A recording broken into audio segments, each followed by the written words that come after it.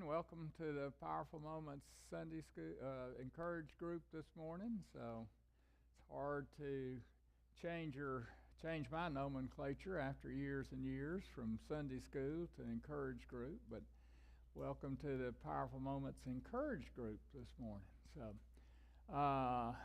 announcements, comments this morning. Linda has a new great-grandson, she told me, so that's a praise and a blessing. So it's outstanding. So 12 grandchildren, right? Wow. Okay. That's what else this morning? Anything else?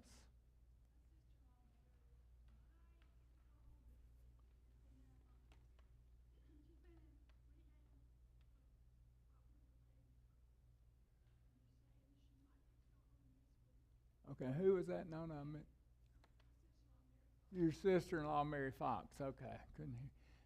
She thinks she might get to go home from rehab this week, so that's a blessing. So, in the week. Yeah. Great. Other...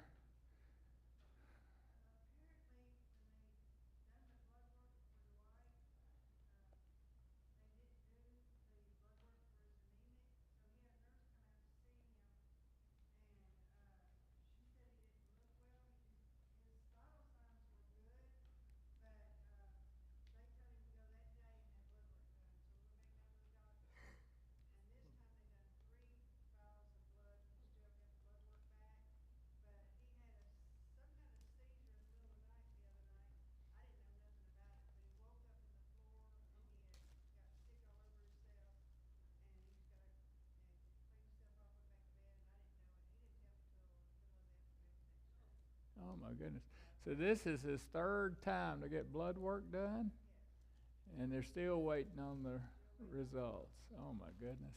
Yeah. Wow.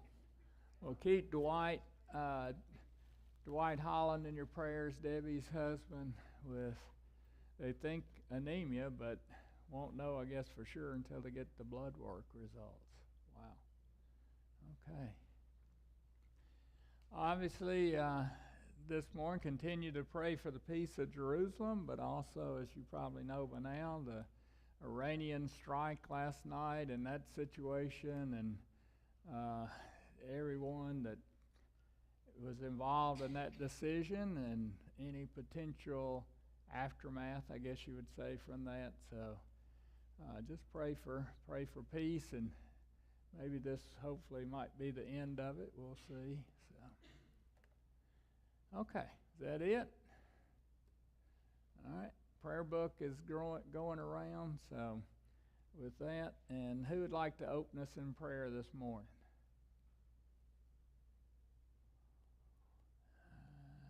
Everybody speak up at once. Jeff looked like he wanted to open us in prayer this morning, so.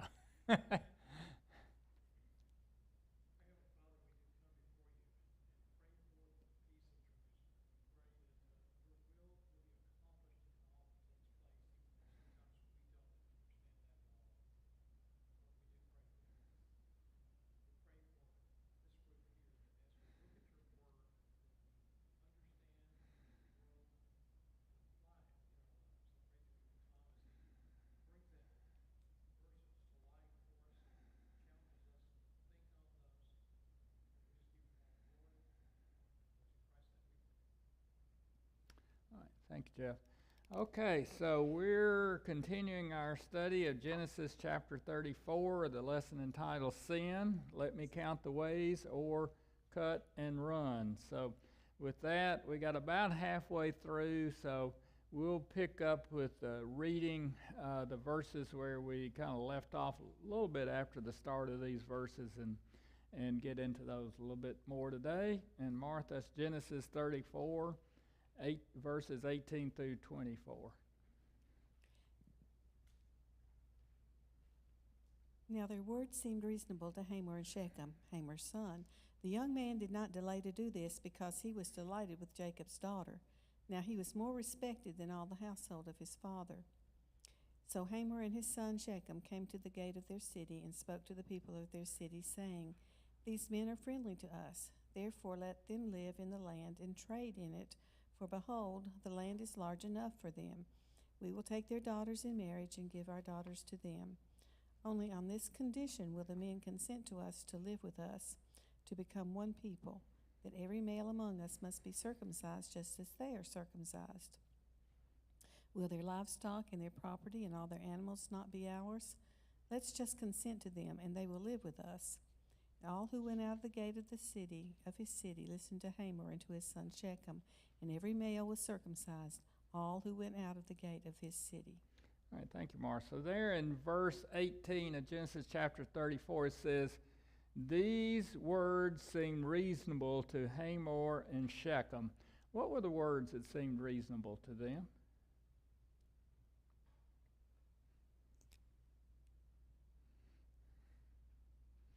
All right, y'all got to get awake here. It's summer. I know vacation time.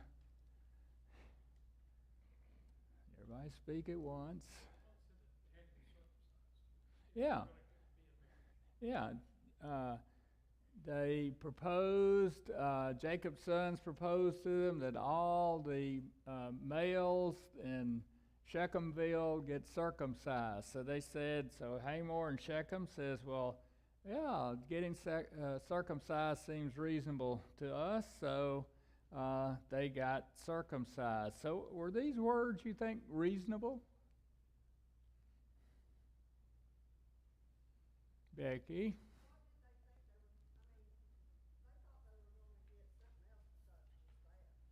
Yeah, if you remember back, the thought was if we follow through with what Jacob's sons has asked us to do to get circumcised, and we can marry their daughters will marry us, we'll have access to their land, and we'll have access to all the wealth of Jacob.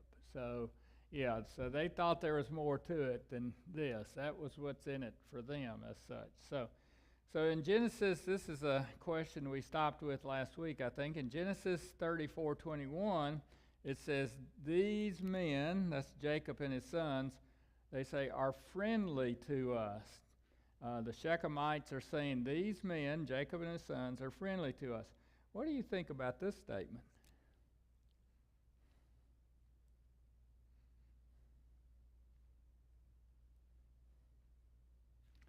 Okay, we're going to all take a nap this morning. Novella has something, I think. No? I thought she had it right on the tip of her tongue.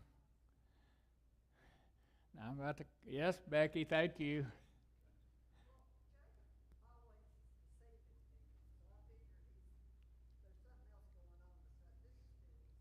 Yeah.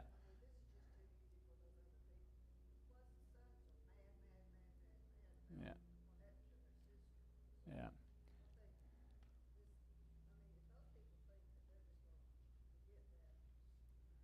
Yeah. You think Becky said that Jacob had been deceitful during his life. Now these are his boys, so they'd probably learn a lot of deceit from Jacob, that they were angry what had happened to their sister Dinah, so they were upset about that as well. So Becky says if these Shechemites just thought everything was going to go smoothly, then they were deceived. But the statement I'm really getting to there, it says these men, again, Jacob and his sons, are friendly to us.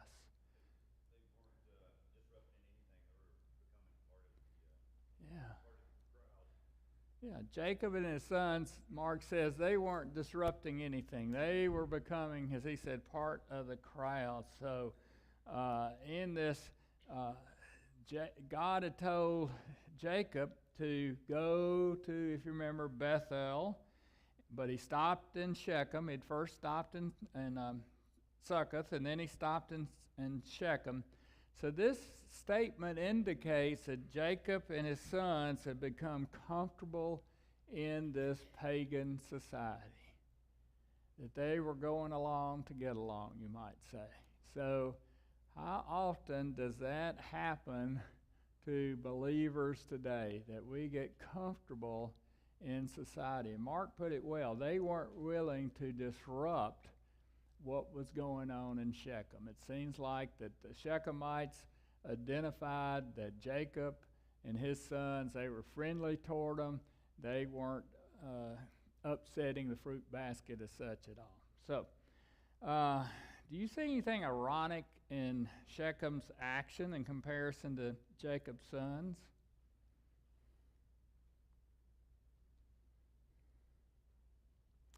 Again, we talked about last week a little bit. It's hard to tell who's wearing the white hats here and who's wearing the black hats. So the Shechemites are kind of going along with the deal. They look to be, we're going to honor this deal. We see that they're all going to get circumcised and go along with the deal. And as Becky said, it's all a big deception by two of Jacob's sons here. So why do you think the men of the city agreed to be circumcised? We just talked about it. Why did they?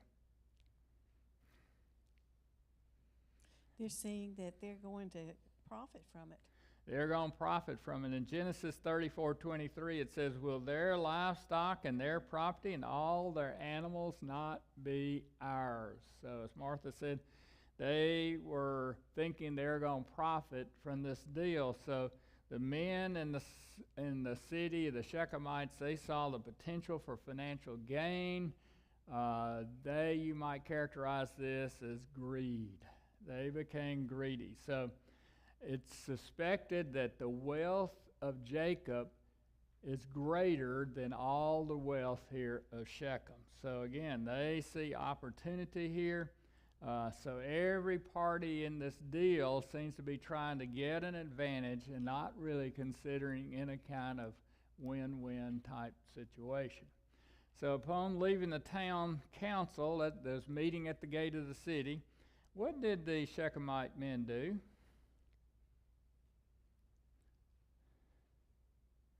They all got circumcised. So what do you think about them being circumcised? Talked about this a little bit last week.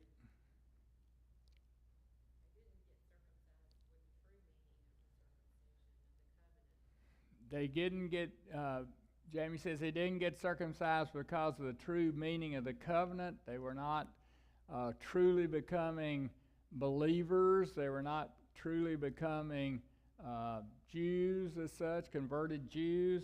They were doing this for financial gain. They were taking advantage of a religious practice for their financial gain. So on the other hand, what do you think about Jacob's sons in this transaction and demanding circumcision?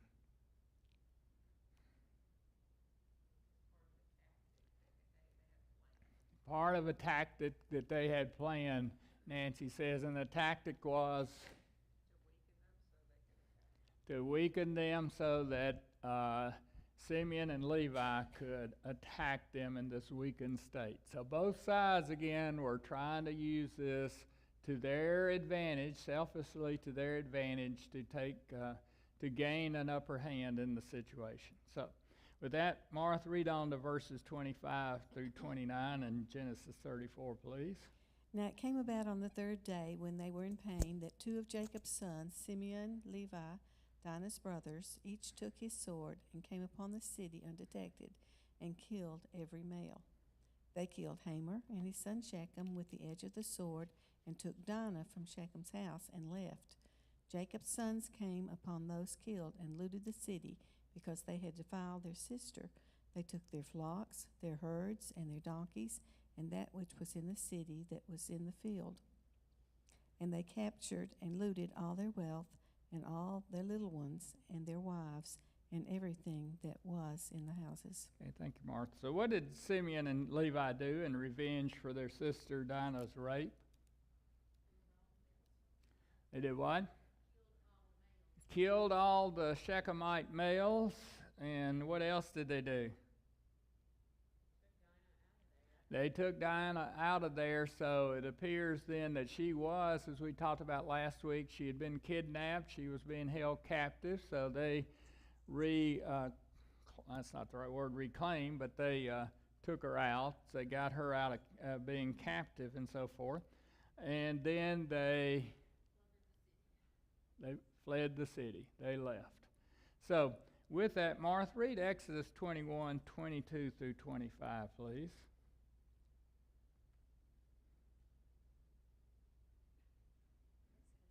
Exodus 22, what? 21, 20. 22 through 25.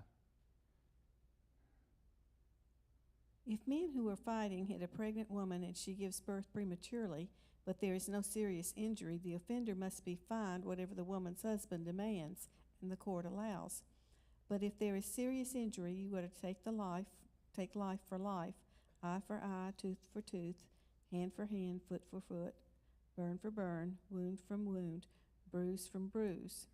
Okay, thank you. So were Simeon and Levi's actions consistent with the ordinances to be given to the Israelites here in Exodus chapter 21, an eye for an eye, a tooth for a tooth, a hand for a hand, a foot for a foot, a burn for a burn, a wound for a wound, and a bruise for a bruise? Were they consistent with what was, Becky's shaking her head, no, that was not consistent. Now these ordinances were not given until 400 years after this event. So they're not in place at this point, but to give you a retrospective view, I guess, of the Lord's position, God's position on this, he's going to rule that equal punishment for an equal offense, I guess. Equal punishment for an offense. So, were the punishments enacted by Simeon and Levi equal to what had been done to Dinah?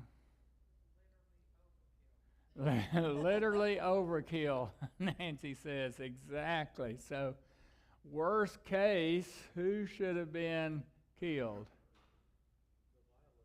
The violator, Shechem. So, but who did they kill?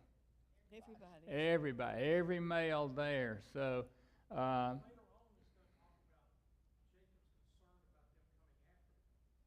yeah.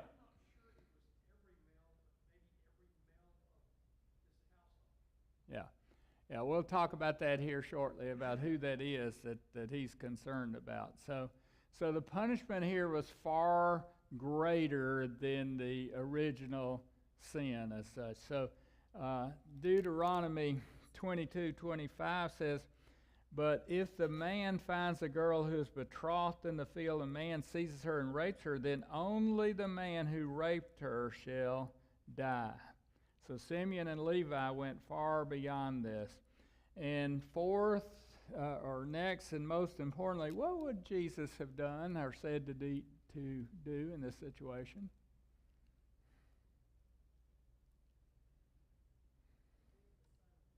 What's that? Forgive the guy for doing it. Yep. Martha, if you would read Matthew chapter 5, verses 38 through 45. You have heard that it was said, eye for eye and tooth for tooth. But I tell you, do not resist an evil person. If someone strikes you on the right cheek, turn to him on the other also. And if someone wants to sue you and take your tunic, let him have your coat as well. If someone forces you to go 1 mile, go with him 2 miles. Give to the one who asks you, and do not turn away from the one who wants to borrow from you. You have heard that it was said, love your neighbor and hate your enemy. But I tell you, love your enemies and pray for those who persecute you, that you may be sons of your Father in heaven. He causes sun to rise on the evil and the good, and sends rain on the righteous and the unrighteous. All right, so I think Becky hit the nail right on the head, and that is to forgive them. But does forgiveness preclude punishment? No. The problem here is, as Nancy said, is overkill. That all the males who were not involved in this situation in Shechem were killed versus just Shechem. So they could have forgiven him, but it doesn't eliminate the state as such. There's no state then, but the state taking or causing punishment with that. Okay, so Paul, in writing the Romans, says, "Never take your own revenge, beloved, but leave room for the wrath of God. For it is written, 'Vengeance is mine, I will repay,' says the Lord. But if your enemy is hungry, feed him. If he's thirsty, give him a drink. For in so doing, you will heap burning coals on his head. Do not be overcome by evil, but overcome evil with good." So, that's hard for us, or hard for me anyway, to digest. Hard for me to see that if it was my sister that had been raped, for me to first forgive, that would be hard, and then return that evil with good. So we're called, what are we called here to do? What do those verses say? It says, "Never take your own revenge." Revenge is God's, and we're going to talk about that a little bit more in a second. Revenge is God's. Now, again, it doesn't preclude the state taking disciplinary action, punishment, whatever, but as a believer, we're to forgive and we're not to seek revenge. We're to return hate with love. That is hard to follow as such. Easy to say, hard to follow. So Genesis 34:26 says, "Simeon and Levi went away." So who then came to Shechem, and what did they do? The other sons came, and what did they do? What's that? They slaughter and kill and plunder, it says. So now it appears that all the other sons get involved. Now that's a little bit, I find that a little bit troubling, because who would be in those other sons that would cause a concern with that? Judah. So in reading this verse, it appears that all the other sons came, but maybe it just meant that Levi and Simeon went back for a second round of destruction. We don't know. So, because it says they left, but it's difficult to determine who these others are, but it appears it is the other sons. So Genesis 34:28 and 29 says, "They took their flocks, their herds, and their donkeys, and that which was in the city, and that which was in the field, and they captured and looted all their wealth, and all their little ones and their wives, even everything that was in the houses." So these wives and the children that whomever of Jacob's sons here took, they could have been sold into slavery. They could have been taken for that purpose or other purposes, but here Jacob and his sons are taking full revenge on Shechem. So does revenge satisfy?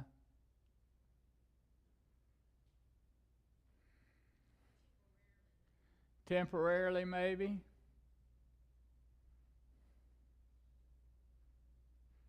Anybody? No? Yes? Very quiet. What do you think about this statement? Revenge probably harms the revenger more than the revenged person. Now, Hamor and Shechem probably would disagree with that statement, but it says revenge probably harms the revenger more than the revenged person. Yes? Okay, why is that?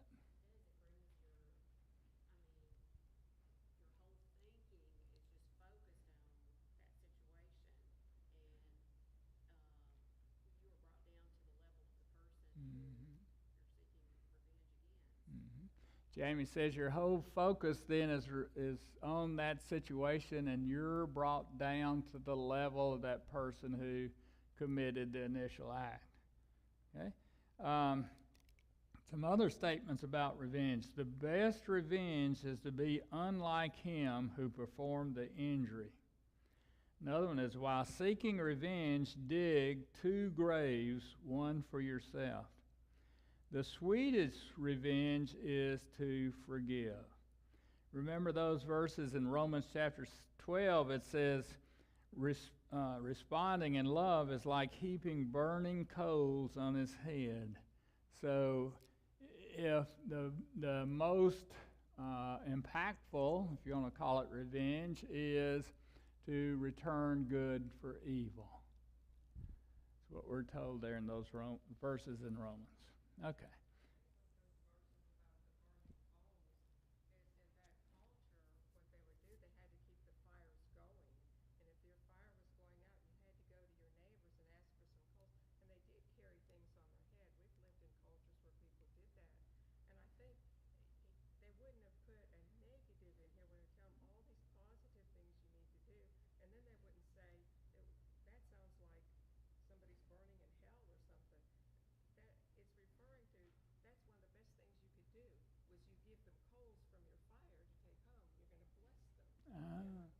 Okay. Nancy gives us some cultural perspective. Maybe that in that culture they may have been carrying coals for their fire, and they carried them on their head, and they were taking these coals to the person who had harmed them to provide these coals as a offering, as a good thing to these folks. And maybe very well so. So I'd never heard that perspective before. It's very interesting. So, yeah. Yeah. And Nancy says it lists all these good things to do, then it doesn't make sense to have this negative thing at the end. Now, the only thing about that is maybe this is from the perspective of the person who originally committed the offense, and you've had all these good deeds to them, and they then start feeling like, gosh, this person's done all this good stuff to me, and then I harmed them. Maybe they're then thinking, that's like burning coals on me. I mean, that's making me feel really bad. I don't know, but I had never heard Nancy not agreeing with that, so we'll go. So 2 perspectives, interesting. I never heard of that cultural perspective, so that's good. I'll make a note. So, all right, Genesis 30. Here's one more statement about revenge. What do you think about this statement? Any resentment and anger that you hold on keeps you handcuffed to that person. Any resentment and anger that you hold on to keeps you handcuffed to that person. Yeah. So. They say nowadays, I'm in your mind free of charge. I mean, that's the line everybody uses now, the exact same thing, because once you have that revenge in your heart and your mind, yeah. that destroys any blessings in your opportunity to be positive, because you're solely focused on negative. Yeah. And you start to see that in everybody. Yeah. So Mark says once you start focusing on revenge, it's hard to focus on the positives and so forth, that you're only focused on the negatives. Good. Anybody else on that one? Thought that was a pretty good statement. All right, Genesis 34, verses 30 and 31, Mar. Yep, here, Stan. I just found it ironic that with their looting and Well, plundering. let me go. This is very brief. With their looting and plundering, the wives were part of that. They took their wives. Yeah. Yeah, and with that, then when you said they took their wives, Jacob's boys, some group of them, took the Shechemite wives, right? So, again, the thought there is, could be some worse thoughts about what they, well, I don't know if it's any worse. Bad stuff could happen to those wives. One being they could have done physical harm to them, but 2, this thought is they might have sold them into slavery in order to benefit financially from those people. Okay? Good. Yeah, they were. Back then, it was, a donkey and a wife was the same thing. Yeah. One was on 2 feet, one was on 4. Yeah. They just looked at it as property back then. As sick as that sounds, it's how it was. Yeah. Mark says in that culture back then, they looked at the wives as property just as they would have looked at the livestock and everything else. It's just as Shechem looked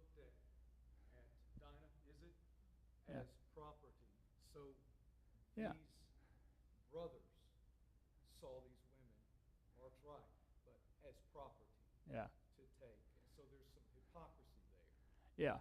Stan's saying there's some hypocrisy there, and Jacob's sons, what group of them, did basically the same thing as Shechem and his people.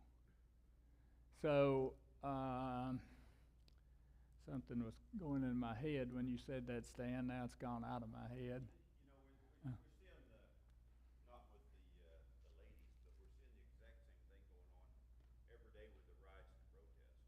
People that normally would have common sense and respect for other people's stuff get caught up in the rhetoric, and they're out destroying and completely doing things that evil just basically takes over their personality and they can't stop themselves. Yeah. They become part of it. Yeah.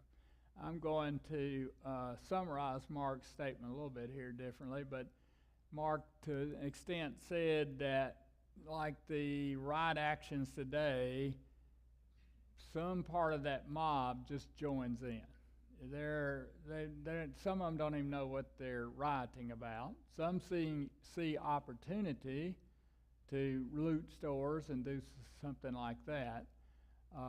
So here he's saying that just like with Jacob and some of his sons, maybe some of the sons joined in. I think that's what you're saying with Simeon and Levi, because they just saw, hey, well, my brothers are doing it, I'm going to jump in and jump on the bandwagon as such. Is that, yeah. Okay. Martha, read Genesis 34, verses 30 and 31, please. Then Jacob said to Simeon and Levi, turn the page. 30 and 31. You have trouble on me by making me repulsive among the inhabitants of the land, among the Canaanites and the Perizzites. And since my men are few in number, they will band together against me and attack me, and I will be destroyed, I and my household. But they said, should he treat our sister like a prostitute? All right, so true or false, Jacob condemned the actions of his sons. False. False. So why you say false? He was just worried about himself. Just worried about himself. There's nothing recorded where Jacob actually condemns what his sons did. He does later. Oh, yeah. Over the prophecy over his sons, he does. And that's a good point, because we see Jacob, we'll talk about this as we get into the next two chapters, we see Jacob spiritually maturing over time. But at this point, he's not there. So at this point, nothing is recorded about him condemning the sons for their actions. So what was Jacob's response then to his son's actions? Somebody said it a minute ago. What was he concerned about? About getting conquered. Yeah, about him being him and his wealth and so forth. He was concerned about his own safety, not for the innocent people at this point who his boys had slain, and the dangerous, wicked behavior of his sons. So this again is another reflection on I would say, the weak, if any, leadership of his family that Jacob is showing. He's not setting any good example. Becky said the example he'd said earlier was that of deception. And we see that in his sons, but we don't see at this point any type of redeeming character as such. So what did Jacob not show concern for? Showed concern for his own safety. What did he not show concern for? Dinah. Nothing said about Jacob being concerned for Dinah's well-being. What else did he not show concern for?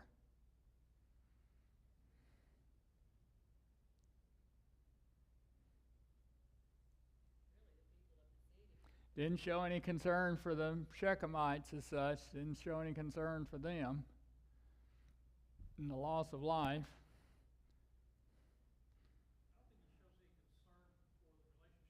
I don't think he shows any concern for the relationship with God, because they used a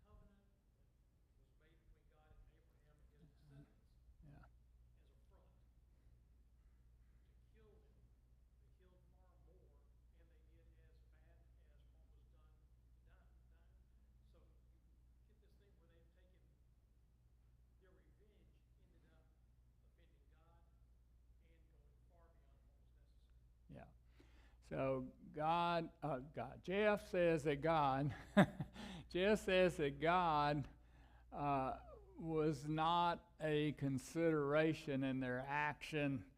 But I'm summarizing a lot of what he said. I said he had no concern. Jacob had no concern at this point for God's direction for his life. If you remember, he's at the wrong place to begin with.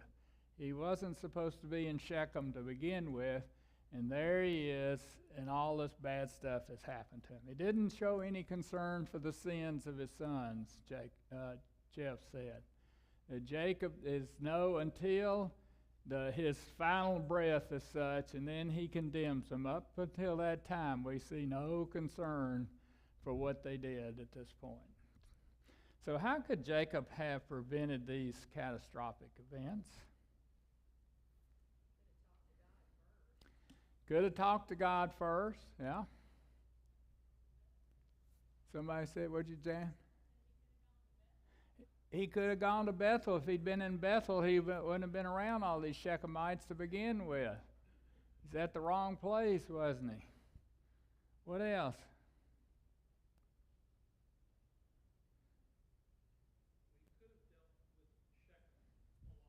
Yeah. He could have showed leadership in his family, and he could have taken lead and dealt with Shechem individually. So it's some things he could have done there to change this horrible outcome. But how often do we, when we circumvent God's will, do we end up in a mess, if not catastrophe? Yeah. Almost every time, I would say. If we circumvent God's will in our lives, it's usually going to end up in a mess or even catastrophe. And here we see Jacob circumventing God's will in his life, and it ends in a catastrophe. So in Genesis 34:31, it says, the question is, how would you characterize Jacob's response to Jacob's comments to Simeon and Levi in Genesis 34:30? So Martha, read again 34:30 and 34:31. Give us a reminder what those verses say.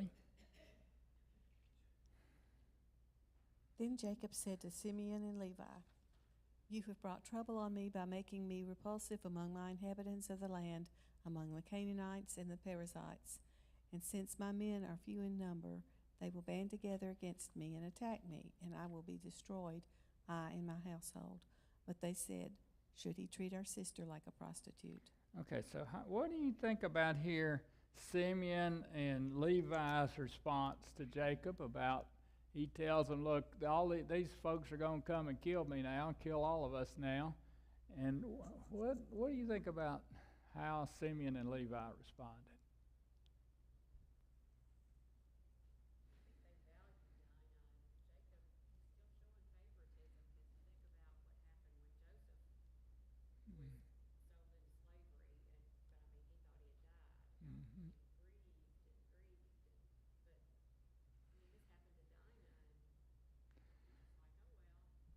The boys valued Dinah. Jacob maybe didn't show value for Dinah. And then it's interesting, the boys don't show much value for Joseph, though. And what happens to him? Yes, Becky? Mm-hmm.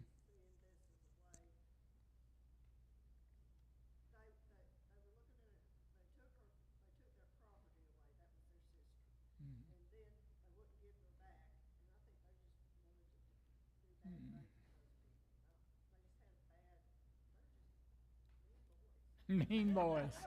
Mean boys. So they says it wasn't maybe so much about value in Dinah as that they'd taken the property and they wanted to get back at them, basically. Maybe it was their honor they were worried about rather than Dinah's. Yeah, it might have been their honor they're worried about. But what do they say specifically, their words there in that verse 31 says, but they said, should he treat our sister like a prostitute? What are they doing there? Yeah, at least for the first time, they are acknowledging her value. They are acknowledging her value to a degree there. And there's an offense. Maybe what was said a while ago. Yeah. I mean, who knows what their motives were. Yeah. They, value. they were acknowledging at least Stan says they were acknowledging the events and to some degree Dinah's value.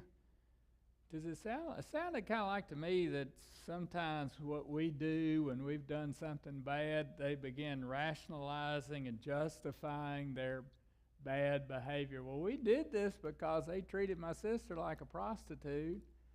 They've come up with this justification or rationalization that they've killed everybody in Shechem and took all these people as into captivity. I think they're also calling her dad under, going, you know, you didn't take care of the situation, so we had to. Yeah. Your leadership, I mean, it shows that there was no discipline in the family. Yeah, Mark says it shows no discipline in the family because Jacob didn't take action. He's left it up to the boys to do something. I can't remember, but whose child was Dinah? Who's Leah's? Leah, yeah. Well, if it'd been Rachel's, it might have been different. Yeah, that's a good point. If it'd been Rachel's child, Jacob's actions might have been different. So, what do you think about if their response is rationalization and justification, if that's what they're doing here? What do you think about that response? Gives them an excuse. They're looking for excuses. How often do we come up with, we've been caught in bad, doing something bad, wrong, whatever. We won't come up with an excuse. We won't come up with, again, a rationale or some justification. So, again, I just think that they're, in some ways, we do the same thing. So, not to this extent, not the bad stuff that they did, but we do something wrong or bad, we're going to come a lot of times instead of just saying, I messed up, forgive me, it is, I did this because there's some excuse or but. Do you think that that these boys had always grown up feeling like they were second citizens in the family anyway because they were Leah's boys? And maybe they have a little bit of a chip on their shoulder anyway, and Dad's not going to do anything, and Yeah. so we're Yep. going to. Could be that they did have a chip on their shoulder, and this is their sister, so yeah, that could be part of this whole situation. So, but anyway, what a sad sequence of events and a sad ending to such a sickening account. So why do you think that God spent a whole chapter in the Bible on this sickening account?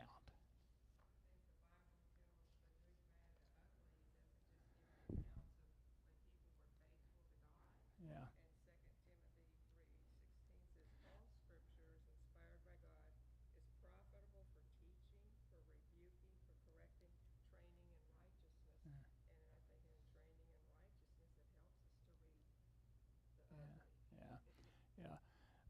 Nancy says that Scripture gives us the good, the bad, and the ugly, and points to the 2 Timothy verses that talk about Scripture can be used for training and rebuke. So certainly there's a lot of, if you get into the Old Testament, a lot of ugly is in there. So God doesn't leave out the ugly, and God, as Nancy says, He shows her people are faithful, but He also shows where they're unfaithful. And remember, Jacob is a patriarch, so these are his sons. So he is not just, giving all the good stuff about Jacob and his family. He's showing all the warts as such in the Bible. Yeah, we have examples, and then we have non-examples. Mm-hmm. Meaning?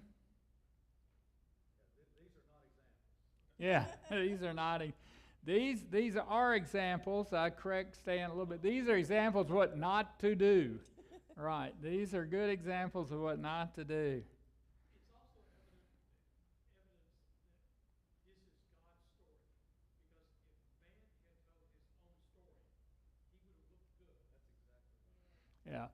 Yeah, Jeff says this is clear example that this is God's inspired word, because if man had just written this, he'd have left out this chapter maybe.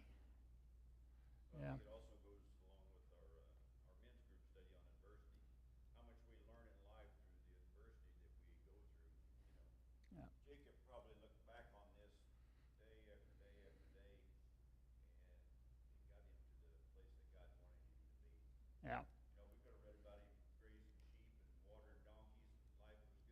Mhm. biscuits, but he wouldn't have learned what he learned right here.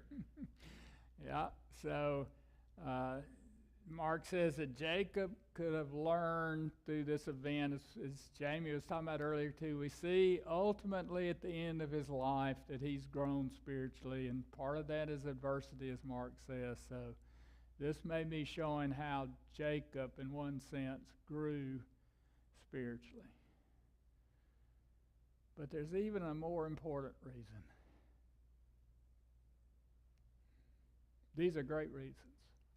But there's one more important one.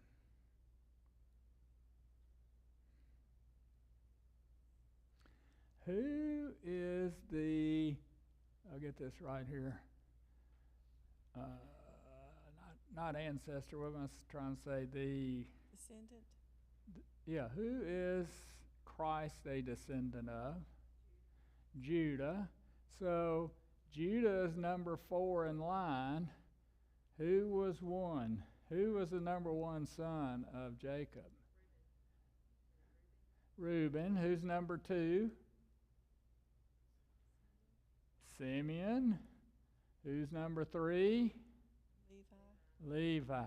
So here we see Simeon and Levi knocked out of, at least this is my opinion, knocked out of being the ancestors of Jesus. Nancy's about to say something. No. So I think that is one major reason. Otherwise, how would we know? Well, why was Jesus descended from Judah? How would we have known that this wasn't in here?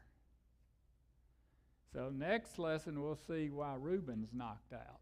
So, and we get down to Judah. So that's why it makes me kind of wonder, was it all the boys in this, or did just Simeon and Levi go back and take care of the rest of the Shechemites or whatever? So also I think we learn here why this one daughter, we don't know if this was the only daughter of Jacob or not, but it's the only one that's mentioned, and that's maybe why she is mentioned. So with all that, what are the takeaways or personal applications from today's and last week's lesson? Yes, Ken? Uh-oh. Yeah. Yeah. Ken says that Christ came from down through the lineage of David, so my logic may not stand up. What's the difference, though, we see of David in these guys? What? He repented. We never hear, I don't think, you're going to correct me, do we, of Levi, Simeon, or Reuben later repenting? Because as Jamie says, even when Jacob blesses them at the end of life, they get kind of an anti-blessing as such. So that's it may be right. I mean, I don't know, but David certainly. Yes, the priestly order comes through Levi, which that's interesting in and of itself, because, and we had time to look at that some. We could get into that, and what the Levites. Well, I could go off on a tangent. The Levites are the priestly order, yeah. So that's for a whole nother study. That's a very interesting comment in and of itself. So Ken brings up a very important point, though. Instead of Simeon and Levi coming back to Dad and saying, Dad, we have messed up here. Let's build an altar and repent and worship God and turn away from these idols and so forth. We don't hear any of that. It's all quiet. So to me, it kind of, to Ken's point, it points out God's great grace and mercy. Because David certainly did just as bad, but he repented. Yeah. Yeah. So great applications from this that Ken and Jamie have just given, and that is how much the vast grace and mercy of God and how important repentance is. That God will forgive even the very worst things. People can do nothing that God won't forgive. Nothing so bad. Yes, Mark. Blaspheme the Holy Spirit. Except blaspheming the Holy Spirit. Yeah. One exception. But it also goes back to the takeaway is that, without Christ in our life, that's what we're capable of. Destroying, plundering, wrecking, nothing good. I mean, Yeah. we all may want to think that we're good people, but without Christ in our life, we're not. Yeah. We're just one step away from doing something evil. Yeah.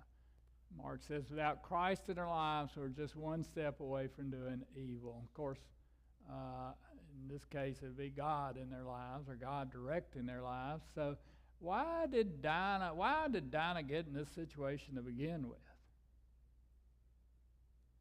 What did she do?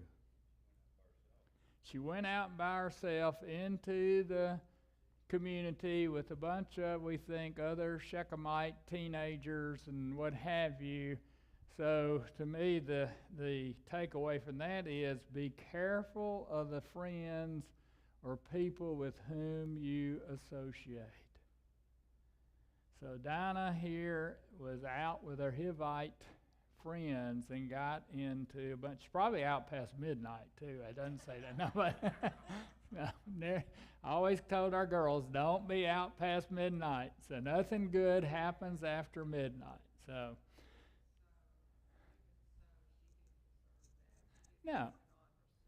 no, she didn't. She didn't bring it on herself. She didn't deserve it. But the point is, we should not be associating with, let's say, unbelievers, pagans. She didn't deserve that. No question about that. No one does. But she could also have avoided the situation. All right, what else? We've said this several times. Religion should not be used as a pretense for wickedness. Here, Levi and Simeon used religion, circumcision, the covenant, as a pretense to deceive the Shechemites so they could do harm, they could do wickedness.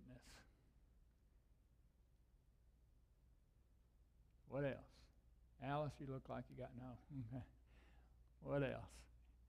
All right, I got revenge is God's to take and not ours. Vengeance is God's, not ours. God calls his people to be instruments of grace and not weapons of wrath. And then finally, being outside of God's will and plan leads to negative consequences in our lives and possibly our families' lives and those connected to us. Again, if Jacob had been in God's will, if he was in Bethel, then this whole situation could have been avoided because he wouldn't have been around the Shechemite people to begin with. So Dinah wouldn't have had the opportunity to go out with a bunch of teenage Shechemites. So to close up today, how do you see hope in today's lesson?